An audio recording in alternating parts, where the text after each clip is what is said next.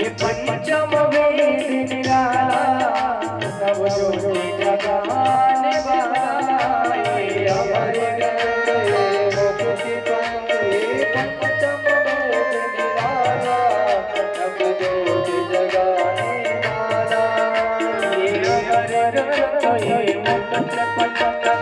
पंचम वेद निराला ज्योति जगाने वाला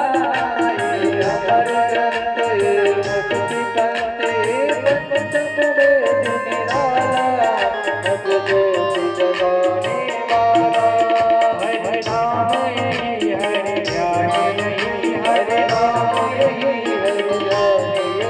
हरे नाम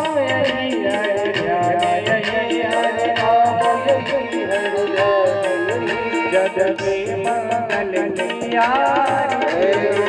पापियों को पाप से तार की सेवा भगवान की है आरती पापियों के पाप तोड़े तार की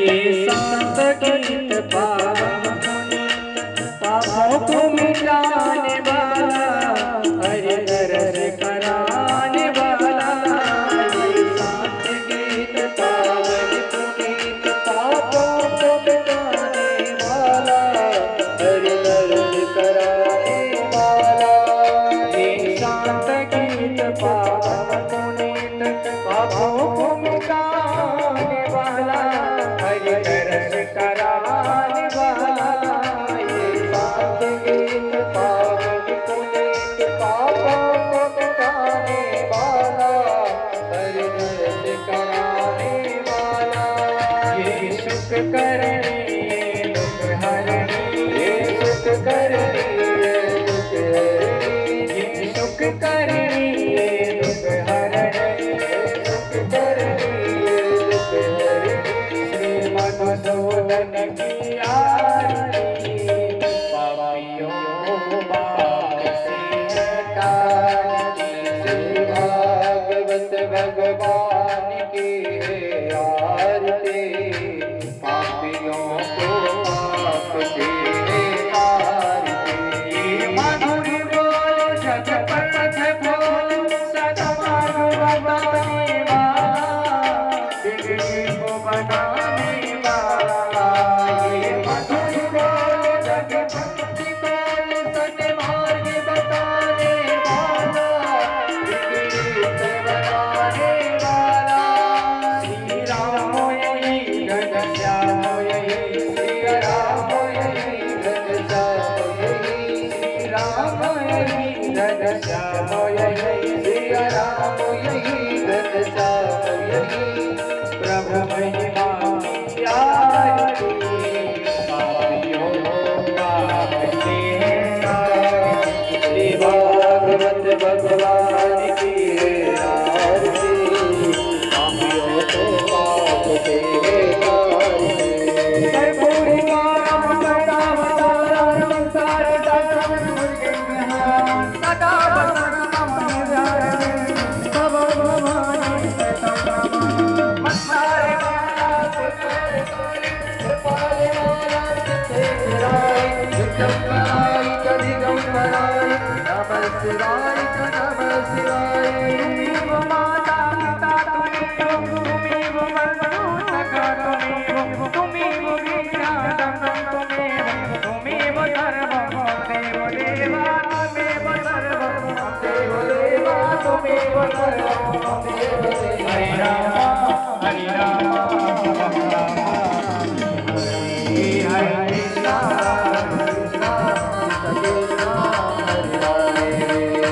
राम हरे राम राम राम हरे कृष्णा कृष्णा कृष्ण हरे राम हरे राम राम राम हरे हरे, हरे कृष्ण कृष्ण हरे हरे राम, हरे राम राम राम हरे हरे, हरे कृष्ण कृष्ण हरे हरे राम, हरे राम राम राम हरे हरे, हरे कृष्ण कृष्ण हरे हरे, हरे राम राम राम हरे हरे, हरे कृष्ण कृष्ण हरे हरे राम, हरे राम राम राम हरे हरे, हरे कृष्ण कृष्ण हरे हरे। कृष्ण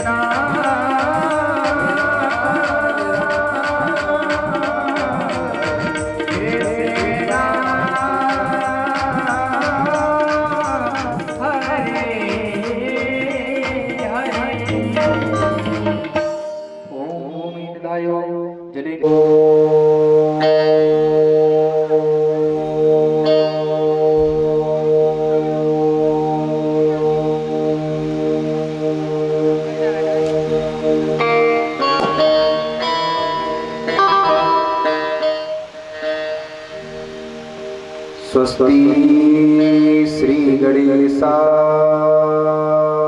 नमः। श्री सरस्वती देव्यै नमः। श्री मातृपितृ चरणकमलेभ्यो नमः।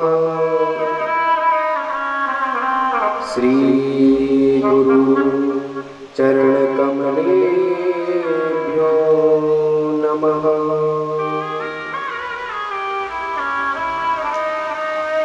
गुरुर्ब्रह्मा गुरुर्विष्णु गुरुर्देवो महेश्वरा, गुरु साक्षात् परब्रह्म तस्मै श्री गुरवे नमः।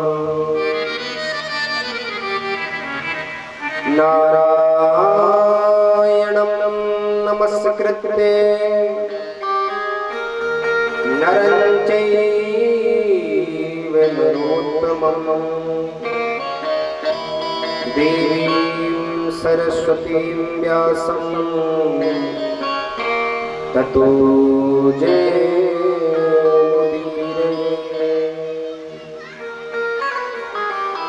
मेरी भवबाधा हरो श्री राधा नागर सोई, जातन की झाई परे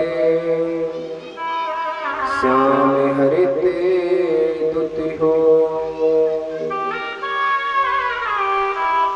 मोर मुकुट कटिकाक्षिणी कर मुरली अरुमा,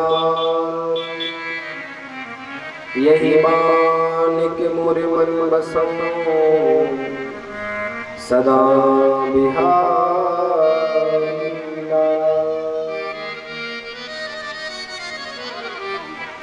बोले वृंदावन बिहारी लाल की जय हो। भक्त वत्सल भगवान की जय हो। दीन बंधु भगवान की जय हो। पतित पावन भगवान की जय हो। श्री सीतारामचंद्र भगवान की जय हो। श्री राधा कृष्ण भगवान की जय हो। श्री लक्ष्मी नारायण भगवान की जय हो। श्री गौरी शंकर भगवान की जय हो। अनंत बलवंत शक्ति संपन्न श्री हनुमान जी महाराज की जय हो। सब संतन की जय हो। सब भक्तन की जय हो। राम नाम सरकार की जय हो।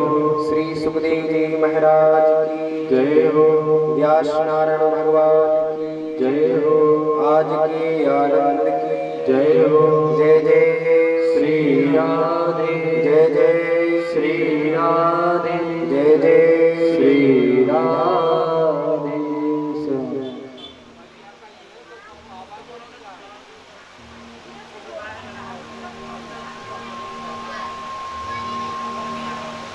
नमस्ते स्तु भगवान नारायण। वासुदेवादि पुरुष महापुरुष परम कल्याण परम कारुण्य केवल जगत आधार लोकनाथ सर्वेश्वर भगवान श्री कृष्ण के चरणों में कोटि कोटि प्रणाम। मंच पर विराजमान पूज्यपाद सभी विद्वत ब्राह्मण बंधु विप्र समाज संत समाज के श्री चरणों में प्रणाम करते हुए साप्ताहिक श्रीमद् भागवत महापुराण ज्ञान यज्ञ, जिसमें मुख्य यजमान के रूप में हमारे आदरणीय श्रीमान सुनील त्रिवेदी जी एवं समस्त त्रिवेदी परिवार आपके द्वारा आए श्रीमद् भागवत महापुराण ज्ञान कथा, जिसका आज द्वितीय दिवस, जो भी भगवान के भक्त इस कथा पंडाल में पधारे हैं सभी को व्यासपीठ की ओर से सादर जय श्री कृष्ण जी के। सज्जनों, मन और वाणी को पवित्र करते हुए 2 मिनट भगवान के नाम का सहारा लेकर के भगवान की महिमा को हम लोग गाएंगे, फिर भगवान की कथा को श्रवण करेंगे। बड़े प्रेम के साथ हमारे साथ गाइएगा।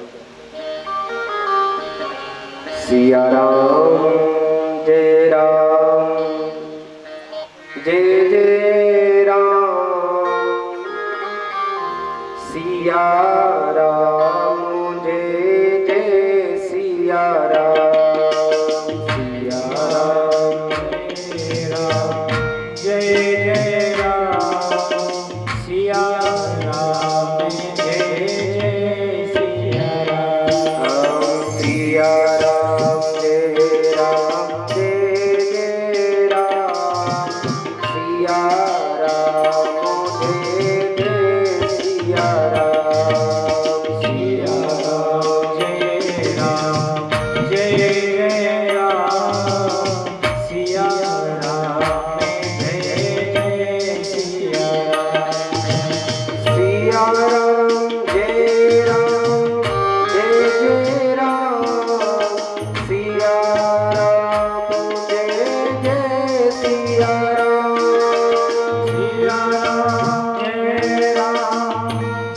Ram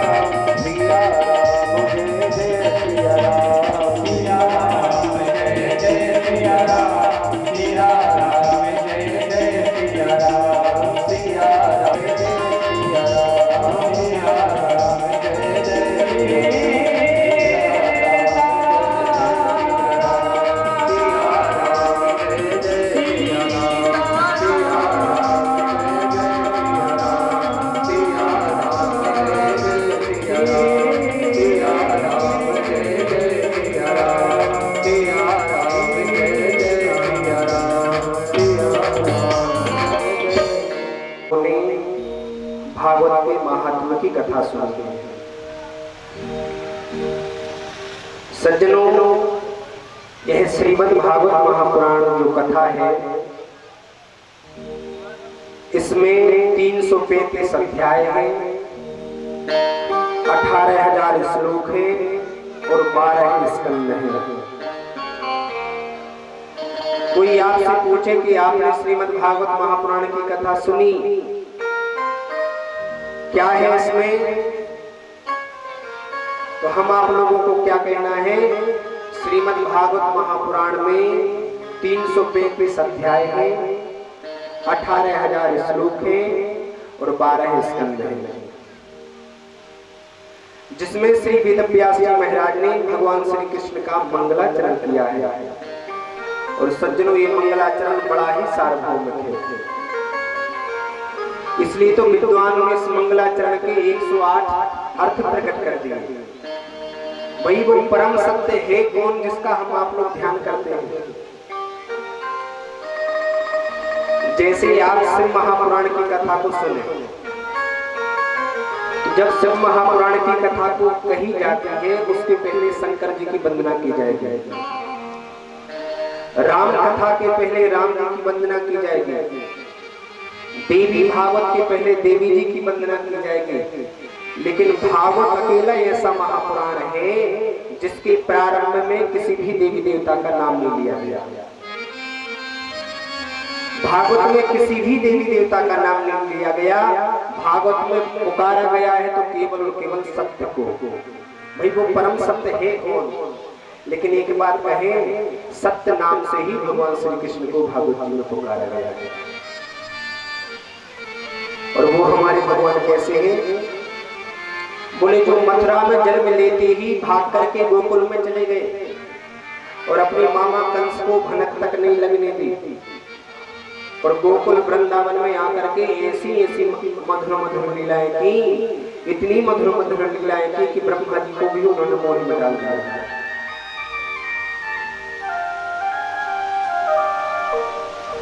हमारे भगवान सशरीर इस पृथ्वी पर 125 वर्ष रहे। 4 वर्ष भगवान गोकुल में विराजे, 11 वर्ष भगवान वृंदावन धाम में विराजे और 100 वर्ष भगवान श्री कृष्ण द्वारकापुरी में विराजे। ऐसे भगवान श्री कृष्ण के चरणों में मिलकर के हम सब प्रणाम करते हैं। एक प्रश्न होता है कि भैया भागवत जी का प्राकट्य कैसे हुआ, भागवत जी शुभारंभ कैसे हुई? तो कहते हैं यस्यानुभावमखिले श्रुतिसारिमेको अध्यात्म दीपमति तीर सता तन्मोहम् संसारिणां करुणयाहि पुराण गुह्यम् तम व्यास सोनोपयामि गुरु मुनीनां। भागवत जी का प्राकट्य कैसे हुआ? तो सज्जनों, एक वेद है, उस वृक्ष का नाम है निगम। तो कहने लगे उस वेद रूपी वृक्ष का पका हुआ फल है श्रीमद् भागवत महापुराण। यदि ये भागवत महापुराण पका हुआ फल है, जब यह वेदों की उच्च शाखा से नीचे गिरा होगा, नीचे टपका होगा, तो संभवतः यह पिलपिला हो गया होगा, टूट गया होगा। लेकिन इस पर श्रीधर स्वामी कहते कि ऐसा नहीं है। भागवत जी का फल यदि वेदों की उच्च शाखा से एकदम नीचे धरातल पर गिरता तो संभवतः यह फूट गया होता, पिलपिला हो गया होता। लेकिन यह तो शाखा पर धरातल पर प्राप्त हुआ। कैसे? सबसे पहले यह नारायण भगवान की दिव्य शाखा से टपका, उसका नाम पड़ा भगवता प्रोक्तम भागवतम। तो नारायण की शाखा से फल टपका, ब्रह्मा जी की शाखा पर अटका। ब्रह्मा जी की शाखा से फल टपका तो तो नारद जी की शाखा पर अटका, नारद जी की शाखा से फिर टपका तो व्यास जी की शाखा पर अटका, और व्यास जी की शाखा से फिर टपका तो सुखदेव जी की शाखा पर अटका, और सुखदेव जी की शाखा से फिर टपका तो परीक्षित के माध्यम से अनेक महामुनि ऋषियों के द्वारा यथावत धरातल पर हमें प्राप्त हो गए। और मेरा इसमें कहीं कोई गुठली नहीं है, कहीं कोई छिलका नहीं है, इसमें केवल और केवल रस भरा हुआ है। तो कहने लगे भैया हम इसका क्या करें, इसमें रस भरा हुआ है, कहीं कोई गुठली नहीं है, छिलका नहीं है, तो हम इसका करें क्या। तो बोले इसको बार बार पियो, मुहर मुहर बार बार इसका रस पियो। तो कहते हैं कितनी बार पिए, अभी तो हम रही में पी करके आ रहे थे, कई दिन पहले हमने गड़ाकोटा में भागवत की कथा के रस को पिया, तो कितनी बार पिए। तो बोले बार बार मुहर मुहर। क्योंकि सज्जनों श्रीमद् भागवत महापुराण की कथा को, श्री राम की कथा को सुनकर के कोई व्यक्ति ये कह दे कि वही पंडित जी है, वही भगवान की कथा है, वही सब नियम है, जिसके मन में ऐसा भाव आता है वह भागवत की कथा के तत्व को नहीं समझता, भगवान की कथा की महिमा को नहीं समझता।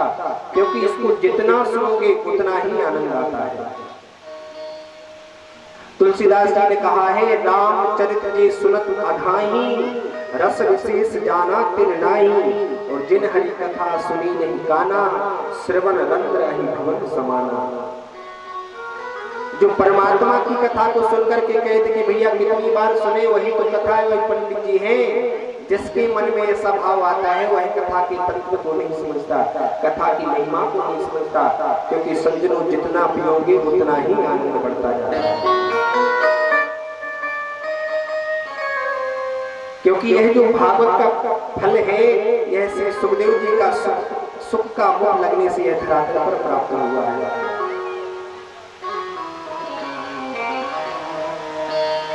कल हम आप लोगों ने बड़े प्रेम से महात्मा की कथा को श्रवण किया। सूत जी महाराज सोनकादि ऋषियों के मध्य में विराजमान है, और सोनकादि ऋषि ने श्री सूत जी महाराज से कुछ प्रश्न किए हैं, 6 प्रश्न किए हैं। और सज्जनों जिन्होंने ये 6 प्रश्न समझ लिए उनके लिए पूरी भागवत की कथा समझ में आ जाएगी। क्योंकि ये 6 प्रश्न ही पूरी भागवत की कथा में चलते हैं। सूत जी महाराज से सोनकादि ऋषि ने सबसे पहला प्रश्न किया, सब लोग ध्यान से सुनिएगा। पहला प्रश्न किया महाराज जी, मानव के लिए परम धर्म क्या है? मानव के लिए परम धर्म क्या है? क्या सुबह 4 बजे उठ करके स्नान करके भगवान के मंदिर में जाकर के भगवान की पूजा करना मानव के लिए परम धर्म है? क्या जल्दी उठ करके माता पिता की सेवा, बड़े बूढ़ों की सेवा करना मानव के लिए परम धर्म है? आखिर हम यह जानना चाहते हैं कि मनुष्य शरीर हम आपको मिला है, तो मनुष्य शरीर पा करके इसका परम धर्म, परम लक्ष्य क्या है? ये हमारा पहला प्रश्न है। और दूसरा प्रश्न हम आपसे कर रहे हैं, मानो हम मंदिरों में जाते हैं, आपके इसी गांव में राधा कृष्ण जी का मंदिर है, हनुमान जी का भी मंदिर है, श्री सीताराम जी का भी मंदिर है, देवी जी का भी मंदिर है। तो जो देवी जी का उपासक होता है वह कहता है भैया हमारी देवी जी सबसे बड़ी है। जो हनुमान जी का उपासक होता है वह कहता भैया हमारे बजरंगबली जी सबसे बड़े हैं। जो राम जी का उपासक होता है वह कहता है भैया हमारे राम जी सबसे बड़े हैं। जो ठाकुर जी का उपासक होता है वह कहता है भैया हमारे ठाकुर जी सबसे बड़े हैं। तो सूत जी महाराज से सोनकादि ऋषि ने पूछा कि आखिर देवताओं में से श्रेष्ठ देवता कौन है, बड़ा देवता कौन है? ये हमारा दूसरा प्रश्न है। और तीसरा प्रश्न हम आपसे कर रहे हैं, जब भी वेदों में भगवान की कथा को सुनते हैं तो वेद कहते हैं जय जय जय जा मजत दोष गृहीत गुलाम, यानी भगवान तो अजन्मा है और यदि भगवान अजन्मा है तो भगवान ने फिर जन्म क्यों लिया? और चौथा प्रश्न हम आपसे कर रहे हैं, यदि भगवान ने जन्म लिया ही है तो भगवान के कितने जन्म लिए हैं, भगवान के कितने अवतार लिए हैं? क्योंकि कोई कहता है कि भगवान के 2 अवतार हैं, कोई कहता है भगवान के 4 अवतार हैं, कोई कहता है भगवान के 20 अवतार हैं, कोई कहता है भगवान के 24 अवतार हैं। तो आखिर हम यही जानना चाहते हैं कि भगवान के अवतार कितने हैं।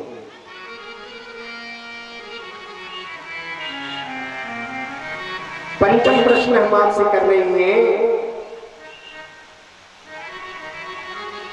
कि वक्ता कौन श्रेष्ठ है, जो गागर में सागर भर दे या सागर में गागर भर दे?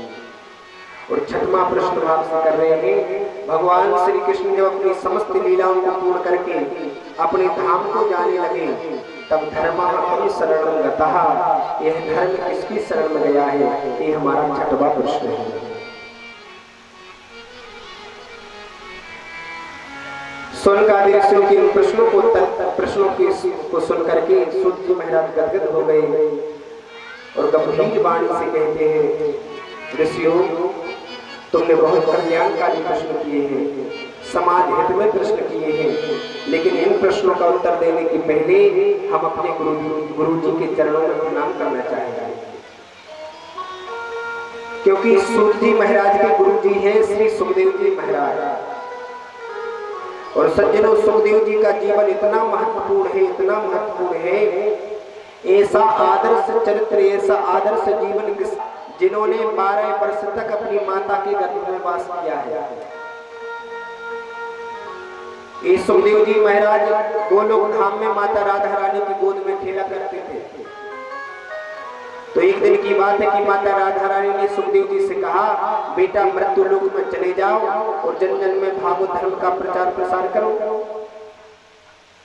तो सुखदेव जी ने कहा, मुझे नहीं जाना आपके चरणों को छोड़ करके, क्योंकि विष्णु की माया बड़ी विचित्र है, तो जन्म लेते ही जकड़ लेगी। तो राधा रानी ने सुखदेव जी से कहा कि बेटा मैं तुम्हें वचन देती हूँ कि तुम पर विष्णु की माया का कोई असर नहीं होगा। तो सज्जनों, वही आदरणीय पूजनीय सुखदेव जी महाराज कैलाश पर्वत पर एक पक्षी के गर्भ में प्रविष्ट हो गए हैं। अब देखिए, कैलाश पर्वत पर रहते हैं भगवान शंकर पार्वती मैया के साथ। तो एक बार नारद जी ने अपने मन में विचार किया कि ऐसा कुछ करके आऊं जिससे सुखदेव जी महाराज का प्राकट्य हो जाए, क्योंकि जब तक सुखदेव जी नहीं आएंगे तब तक जन जन में भागवत धर्म का प्रचार प्रसार कौन करेगा? सज्जनों, नारद जी बड़े विलक्षण संत हैं। नारम ज्ञानम ददाति इति नारदः, नारम अज्ञानम तत्खंडति इति नारदः। जो ज्ञान देता है उसे नारद कहते हैं, जो अज्ञान का खंडन कर दे उसे नारद कहते हैं। और हमारे वृंदावन में तो नारद जी को कहते हैं नारद, जिसकी बात कोई रद्द ही ना कर पाए वो नारद।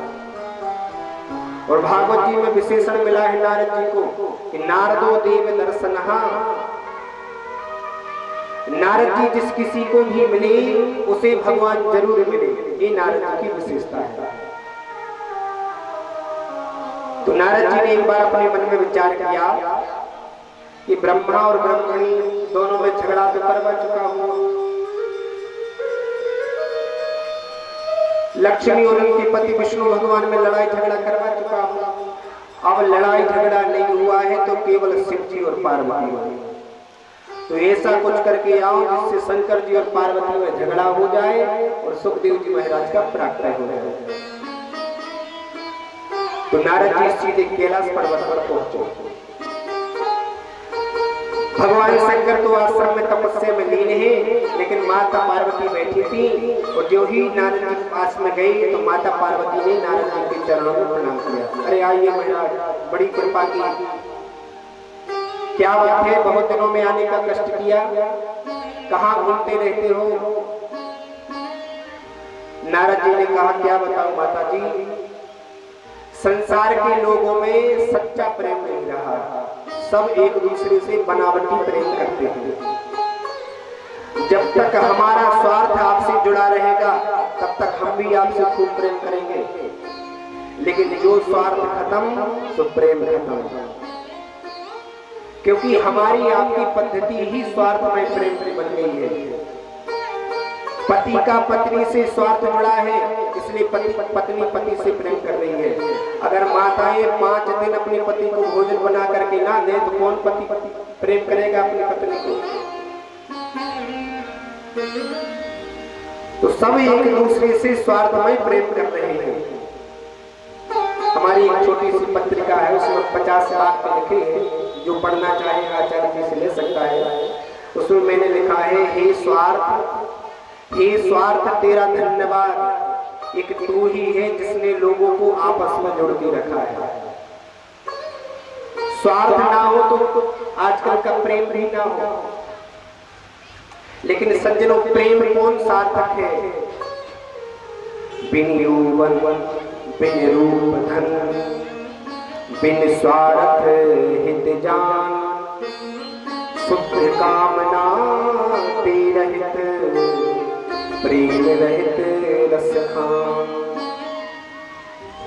यदि किसी के पास सुंदर शरीर नहीं है, यौवन नहीं है, फिर भी यदि आप उससे प्रेम करते हैं तो यह प्रेम आपका सार्थक है। किसी के पास में गुण नहीं है, फिर भी आप उस व्यक्ति से यदि प्रेम करते हैं तो यह प्रेम आपका सार्थक है। कोई व्यक्ति गरीब है, अमीर नहीं है, फिर भी यदि आप उससे प्रेम करते हैं तो यह प्रेम आपका सार्थक है। बिना स्वार्थ के जो प्रेम किया जाए वह सज्जनों प्रेम सार्थक होता है, वह प्रेम सच्चा होता है। लेकिन हमारी आपकी पद्धति बन गई है, सुर नर मुनि सब की यह नीति, स्वार्थ लाग करें सब प्रीति। जब तक एक दूसरे से स्वार्थ जुड़ा रहेगा तब तक प्रेम बना रहेगा, और जो स्वार्थ खत्म सो प्रेम खत्म। माता पार्वती जी ने जब नारद जी से इतना कहा, पार्वती मैया बोली, नारद जी अपनी दोनों के बीच की क्या बात बताएं आपको? हम दोनों में तो इतना प्रेम है, इतना प्रेम है, इतना प्रेम है कि हमारे शंकर जी, हमारे पतिदेव हमसे कोई भी बात नहीं छुपाते।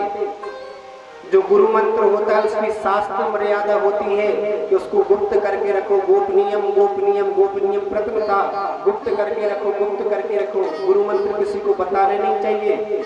लेकिन हमारे स्वामी पतिदेव भगवान शंकर तो मुझसे इतना प्रेम करते हैं कि सबसे पहले आकर के मुझे बताया, देवी जी हमारे गुरु जी ने हमें यही मंत्र दिया है। नारद जी कहने लगे, माता जी जिससे प्रेम किया जाता उससे कभी कोई बात नहीं छुपाई जाती। पार्वती जी ने कहा, हाँ भगवान शंकर हमसे कोई बात नहीं छुपाते। अच्छा माता, तो 24 घंटे अपने गले में जो मुंडों की माला लटकाए घूमते हैं, पहने घूमते हैं, उसमें किसके मुंड लगे हैं? ये बात आज तक भगवान ने आपको बताई है? माता पार्वती ने सोचा, हे भगवान, जिनको पति परमेश्वर मानते हुए तो मेरा कोई मान ही नहीं रखते। 24 घंटे गले में मुंडों की माला लटकाए घूमते हैं और आज तक नहीं बताया कि किसके मुंड लगे हैं। और जो नारद जी ने पार्वती मैया के चेहरे पर कोप का चिन्ह देखा, क्रोध का चिन्ह देखा, सोई नारद जी सोचने लगे कि आग लग चुकी है, हम निकल जाना चाहिए, हमारा काम बनता नजर आ रहा है। नारद जी ने कहा, ठीक है माता जी, आप जानो और आपका काम जाने, हम तो जा रहे हैं इधर से। और इतना कह करके जो नारद जी जाने लगे, शंकर जी समाधि में बैठे थे, शंकर जी से कह करके चले गए, बाबा आश्रम में जल्दी पधारियो, माता जी ने आप किया है। भगवान शंकर मन ही मन कहने लगे, नारद जी जब आप जैसे संत पधार करके आ रहे हैं तो जरूर याद करते होंगे। आश्रम में आए तो देखा माता पार्वती तो कूप भवन में बैठे हैं। सुंदर वस्त्र उतार करके फेंक दिए, मलिन वस्त्र धारण कर लिए, समस्त आभूषण श्रृंगारों को फेंक दिया और कूप भवन में चली गई। आप लोग जानते हैं कूप भवन किसे कहते हैं? पुराने सब जमाने में स्त्रियों के उठने का एक कमरा अलग से बनता था, उसके ऊपर लिख दिया जाता था कूप भवन। यानी कोई माता यदि उस कोप भवन में चली जाए तो उनके पतिदेव समझ जाते थे कि ये श्रीमती जी रूठी हुई है, और फिर उनके पतिदेव बड़ी मनीहानि से उनको मनाया करते थे। जैसे के कई मैया भी कोप भवन में चली गई थी तो दशरथ जी ने उनको मनाया था, तो माता पार्वती जी भी कोप भवन में चली गई और कोप भवन में जाकर के बैठ गई। भगवान शंकर आए, स्पर्श करना चाहा, देवी जी क्या बात है, हाथ हटा दिया, दूर रहो। ऊपर से भी काले और अंदर से भी काले। भगवान शंकर ने कहा देवी अंदर का काला तो वो होता है जो कपट करता है, और मैंने तो आज तक तुमसे जीवन में कोई कपट नहीं किया, फिर तुम मुझे अंदर का काला क्यों बोल रही हो। माता पार्वती ने कहा कि आप अंदर के भी काले हो और ऊपर के भी काले हो। आज तक आपने मुझे ये बात बताई कि 24 घंटे गले में मुंडों की माला लटकाए घूमते हो, इसमें किसके मुंड लगे हुए हैं, ये बात आपने मुझे बताई। भगवान शंकर कहने लगे देवी जी यदि हम नहीं बता पाए तो कम से कम तुम ही पूछ लेते, यदि हम नहीं बता पाए तो तुम पूछ लेते। और देवी जी इसमें किसी और के मुंड नहीं लगे हैं, वैसे तो आप जगदम्बा है, पराम्बा है, लेकिन लीला की सिद्धि में जब जब तुम अपने देह का परित्याग मेरे लिए करती हो तो तुम्हारी याद बनी रहे, तुम्हारे सिर को, उस सिर को मैं अपनी माला में पिरो देता हूँ और लटका करके घूमता रहता हूँ। हम तो मरने के बाद तुम्हारे सिर को अपनी माला में लटकाए घूमते हैं, मरने के बाद भी तुम्हें प्रेम करते हो, तुम कहते हो कि हम कपटी हैं। माता पार्वती ने कहा कि भगवान अभी तो मुझे पता चला था कि आप कपटी हो, लेकिन अब पता चला कि आप तो महाकपटी हो। भगवान ने कहा क्या होगा, बोले आपने ऐसी कौन सी औषधि खा रखी है, ऐसी कौन सी दवाई पी रखी है जिससे आपका कभी जन्म नहीं होता ना ही मृत्यु होती है, और मुझे बार बार मरना पड़ता है। यदि आप भी मुझसे प्रेम करते होते तो वो औषधि, वो दवाई मुझे नहीं पिला देते जिससे मैं भी आपकी तरह जरा हो जाती। भगवान शंकर के नेत्र सजल हो गए। जगत जननी पराम्बा माता पार्वती से बोले देवी मैंने कोई दवाई, कोई औषधि का पान करके नहीं रखा, मैंने केवल और केवल अमर कथा का पान करके रखा है, और उस अमर कथा के पान करने से ना मेरा कभी जन्म होता है और ना मेरी कभी मृत्यु होती है। पार्वती जी भगवान शंकर के चरणों में गिर गई, हे भगवान तू वह अमर कथा मुझे भी सुनाइए, मैं उस अमर कथा को सुनना चाहती हूँ। भगवान ने कहा देवी जी वैसे तो हमें कोई दिक्कत नहीं है, लेकिन जब हम कथा सुनाते हैं तो आंखें बंद करके सुनाते हैं। अब कौन कथा को सुन रहा है कौन नहीं सुन रहा है इसका मुझे कैसे पता चले, तो इसलिए एक ही निवेदन है कि जब हम कथा सुनाए तो मैं बीच बीच में ओम ओम ओम कहना पड़ेगा। पार्वती मैया ने कहा ठीक है। सज्जनों मैं आपको एक बात बताऊं, गृहस्थ जीवन में सुबह से शाम तक प्रपंचों के अलावा कुछ नहीं है, इसमें केवल और केवल एक ही सुख है। अगर पति पत्नी में प्रेम है, अगर पति पत्नी में कलह नहीं होता है तो वह घर भी स्वर्ग से भी प्रिय रहता है। और जिस घर में पति पत्नी में हमेशा लड़ाई झगड़ा होता रहे, एक दूसरे में प्रेम ना रहे, तो वह फिर घर घर नहीं कहलाता। गृहस्थ जीवन का उपयोग कैसे करना है, गृहस्थ जीवन को कैसे जीना है, यह देवादिदेव महादेव भगवान शंकर से सीखी।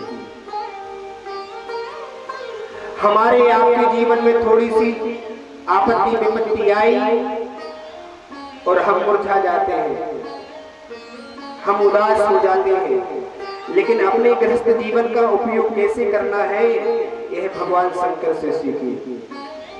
जीव और जीनो दो का नारा यदि किसी ने दिया है तो वो है देवादिदेव महादेव भगवान शंकर। क्योंकि भगवान शंकर के घर में सब एक दूसरे के दुश्मन हैं, सब एक दूसरे के शत्रु हैं, लेकिन भगवान शंकर ऐसे घर में हमेशा मुस्कुराते रहते हैं। प्रसन्नानंदं नीलकंठं दयालम, हमेशा मुस्कुराते रहते हैं। और भगवान ने भी यही सिखाया है, जीवन में भी कितनी आपत्ति विपत्ति संकट क्यों ना आ जाए, उन आपत्ति विपत्तियों का सामना हमेशा मुस्कुरा करके करो। भगवान शंकर का वाहन क्या है? भगवान शंकर का वाहन क्या है? नंदी। और माता पार्वती दुर्गा मैया का वाहन क्या है? शेर। आप विचार करो, यदि माता पार्वती जी की गैरेज का ताला खुल गया तो भगवान शंकर की सवारी गायब,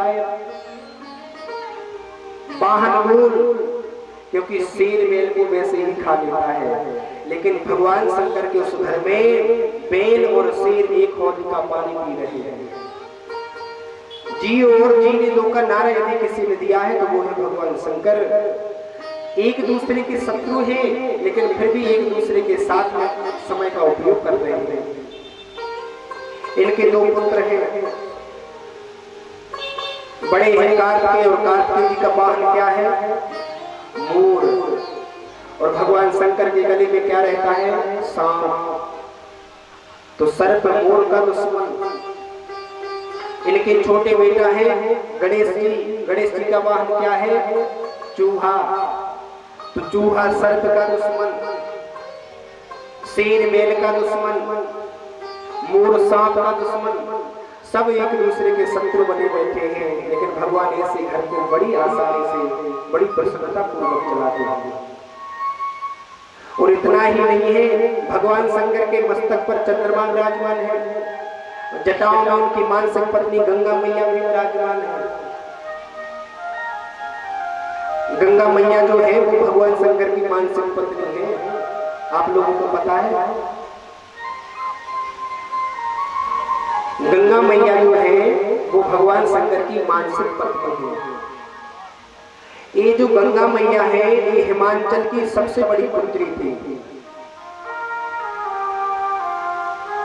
तो इनकी छोटी बहन पार्वती ने एक दिन अपनी बड़ी बहन गंगा मैया से कहा, बहन तुम किसके साथ में विवाह करना चाहती हो? तो गंगा मैया ने कहा, बहन मैं तो भगवान शंकर के साथ में विवाह करना चाहती हूँ।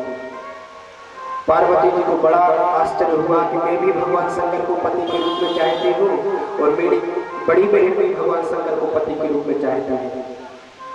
यदि मेरी बड़ी बहन गंगा का विवाह भगवान शंकर के साथ में हो गया तो फिर मेरा विवाह भगवान शंकर के साथ में नहीं होगा। गंगा मैया बहुत भोली भाली थी।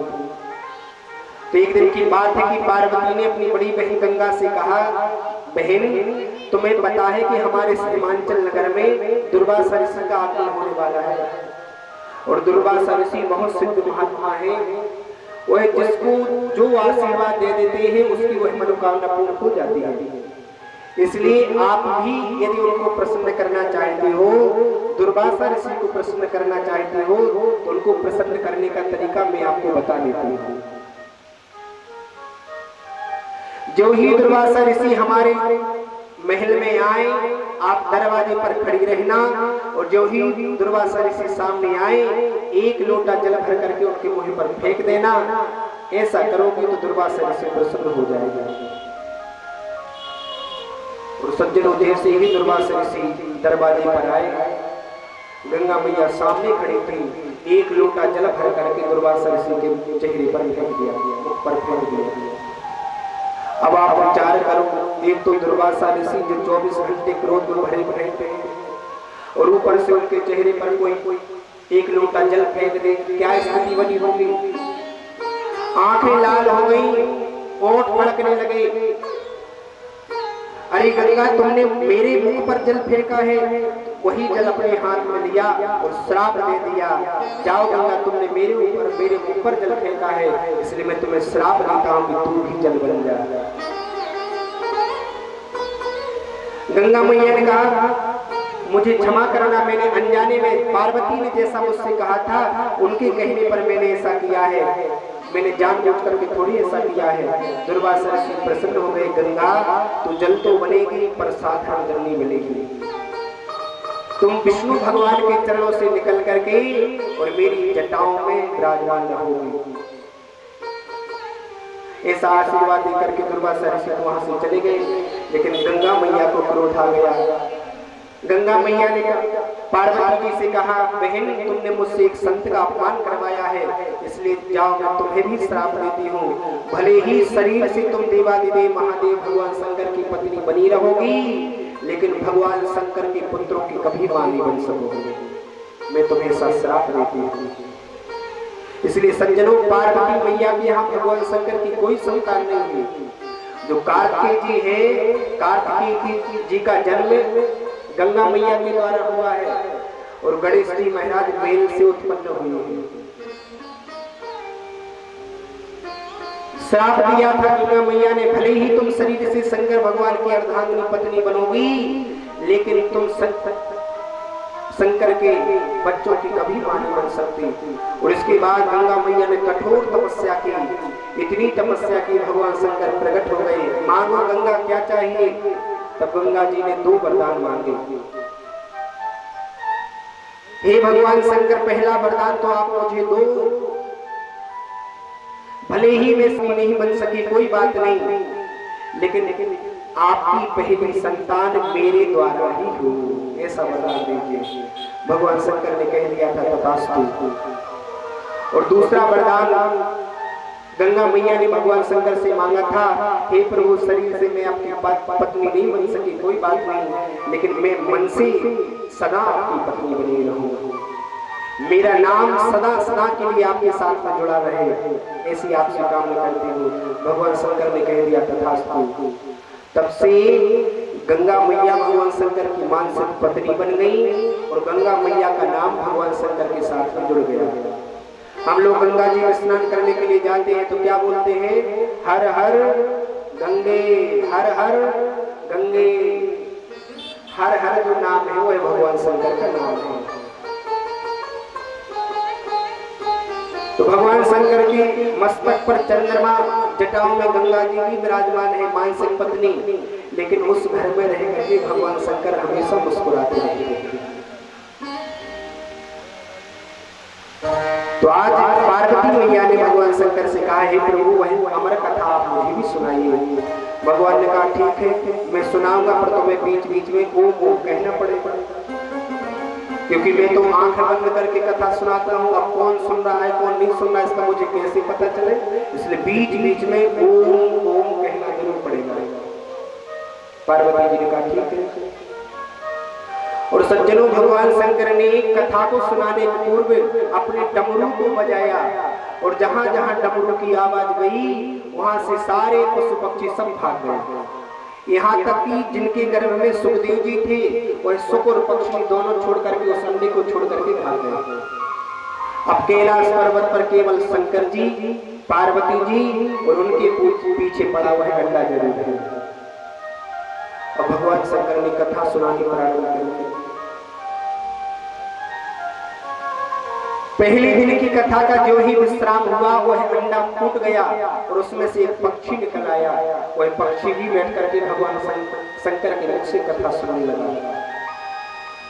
दूसरे दिन की कथा सुन ली, तीसरे दिन की कथा सुन ली, चौथे दिन की कथा सुन ली, 5वें दिन की शंकर भगवान जब कथा सुना रहे थे पार्वती मैया को, तो भगवान शंकर कह रहे थे, अरे पार्वती, जब उद्धव जी को पता चला कि भगवान श्री कृष्ण अपने परम धाम को जाने वाले हैं, तो उद्धव जी भगवान श्री कृष्ण की शरण में गए और पूछा त्याग क्या है, संन्यास क्या है, वैराग्य क्या है, इसके लक्षण क्या है। जब ये ज्ञानमय प्रसंग चलने लगा तो सज्जनों, माता पार्वती जी को निद्रा ने घेर लिया, नींद आ गई। पार्वती मैया को कथा सुनते सुनते नींद आ गई। मैं आप लोगों को बताऊं, कथा में नींद बहुत आती है। घर में आप नींद की 2-2 गोलियां खाइए, फिर भी घर में नींद नहीं आने वाली। लेकिन कथा पंडाल में जो ही आप आएंगे और जो ही भगवान की कथा शुरू होगी, निद्रा देवी हम आप लोगों को सताने लगेगी। कथा यदि भूल हो रही हो तो कथा में नींद बहुत आती है। अच्छा, नींद क्यों आती है कथा में? ये जो निद्रा देवी है, यह कुंभकर्ण की पत्नी है, श्रीमती निद्रा देवी। जब भगवान श्री राम ने कुंभकर्ण को मार दिया तो निद्रा देवी रोती रोती गई भगवान के पास में, बोले तुमने मेरे पति को मार करके अच्छा नहीं किया, मैं तुमसे बदला जरूर लूंगी। भगवान ने कहा क्या करोगे? बोले एक बात बताओ, आपके धाम को जाता कौन है? भगवान ने कहा जो मेरी कथा को सुनता है वो मेरे धाम को जाता है। तो निद्रा देवी ने कहा आज से आपकी कथा बंद, कोई आपकी कथा नहीं सुनेगा। क्यों? बोले जहां कहीं भी आपकी कथा होगी और जो बिना मन से आकर के आपकी कथा में बैठेगा, मैं उसके सिर पर जाकर के बैठ जाऊंगा। जब वो सो जाएगा, आपकी कथा ही नहीं सुनेगा, तो आपके धाम को कैसे जाएगा? भगवान श्री राम ने कहा ठीक है, तुम अपना उपाय कर लेना, मैं अपना उपाय कर लूंगा। तुम क्या करोगे? बोले मैं बीच बीच में जय सिया राम, राधे राधे, जय श्री कृष्णा, जय सिया राम बुलवाता रहूंगा, भजन गाता रहूंगा। तो निद्रा देवी तुम आक्रमण नहीं कर पाओगे।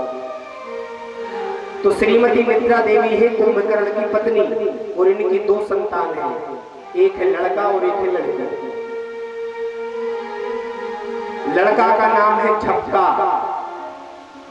और लड़की का नाम है उवासी जम्हाई।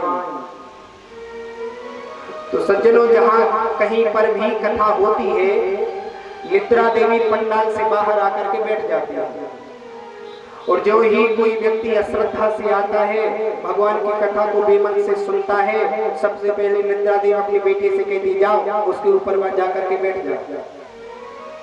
तो लड़का कहता है माता मैं नहीं जाऊंगा, वहां पर लोग मुझे मारेंगे, मुझे डर लग रहा है, मैं नहीं जाऊंगा। तो निद्रा देवी अपनी बेटी से कहती बेटी यह तो नालायक है, यह नहीं जाने वाला, तू ही जा। यह उबासी व्यक्ति के सिर पर आकर के बैठ जाता है। तो धीरे धीरे हम आपको जम्हाई आने लगती है, उबासी आने लगती है। और जो जम्हाई आई, निद्रा देवी फिर अपने बेटे से कहती है अरे बेटी तो उसके सिर पर जाकर के बैठ गई, तू कब जाएगा? तो यह भी आता है और उस व्यक्ति के सिर पर आकर के बैठ जाता है। तो अभी जम्हाई आ रही थी, अब धीरे धीरे झपका आने लगता है, क्योंकि झपका आकर के बैठ गया। अब जो निद्रा देवी ने देखा कि बेटी भी बैठ गई, बेटा भी बैठ गया, अब मेरी बारी है, तो निद्रा देवी स्वयं जाती है और व्यक्ति के सिर पर जाकर के बैठ जाती है। तो व्यक्ति सोता का सोता रह जाता है। कथाओं में नींद बहुत आती है। आप विचार करो, जब माता पार्वती जी को कथा सुनते सुनते नींद आ गई, तो हम आप लोग तो साधारण हैं, हम आप लोगों को भी निद्रा देवी परेशान कर सकती है। इसलिए सजग मन से सतर्क होकर के भगवान की कथा को सुनना चाहिए। एक बार एक गांव में कथा हो रही थी, तो एक दादाजी बढ़िया सुंदर सा स्थान देखे और टेंट के खंबे का सहारा ले और बढ़िया 3 घंटे तक बिना रोक टोक के नींद ले, क्योंकि घर में तो बाल बच्चे सोने नहीं देते।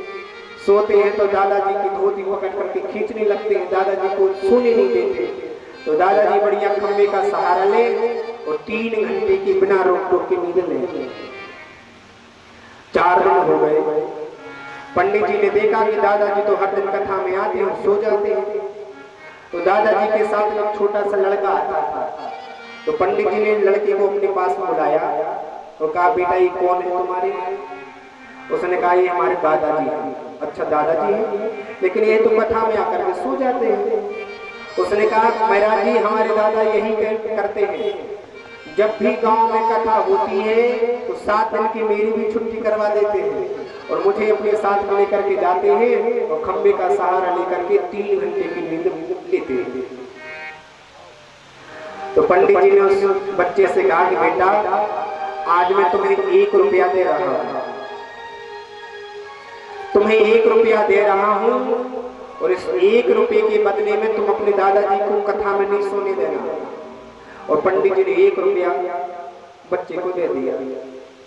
और दूसरे दिन जो ही दादाजी सोने लगे, यह बच्चा उनका कोठा पकड़ करके खींच दे, तो दादाजी सो ही नहीं पाए। लेकिन छठवें दिन जो ही कथा में दादाजी आए फिर सो गए।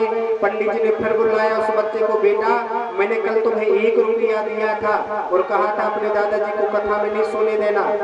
उसने कहा पंडित जी आज हमारे दादाजी ने हमें 10 रुपए दिए थे और कहा था बेटा प्रार्थना है कि सोने में डिस्टर्ब मत करना, 10 रुपए ले लो।